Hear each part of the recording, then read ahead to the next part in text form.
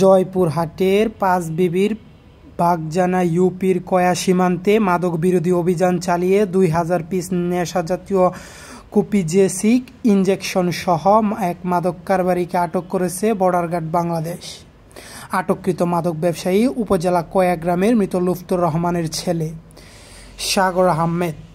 জয়পুরহাট ২০ ব্যাটালিয়নের অধীনে কয়া ক্যাম্পের বিজিবি সদস্য মাদক সহ সাগরকে আটক করা হয়। মাদকগুলোর আনুমানিক বাজার মূল্য হলো প্রায় ৩ লক্ষ টাকার মতো। কয়া বিউপি কমান্ডার নায়েব সুবেদার মোহাম্মদ নাইম হোসেন বলেন, ভারত থেকে অবৈধ পথে মাদকদ্রব্য দেশের অভ্যন্তরে প্রবেশ করেছে। এমন গোপন সংবাদের ভিত্তিতে আমরা অভিযান চালাই।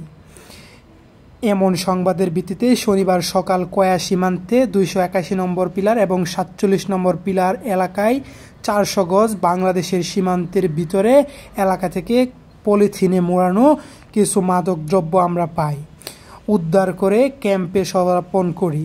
পরে তার বিরুদ্ধে মাদকদ্রব্য নিয়ন্ত্রণ আইনের মামলায় সাগরকে পাঁচবিবি থানায় সোপর্দ করা হয়।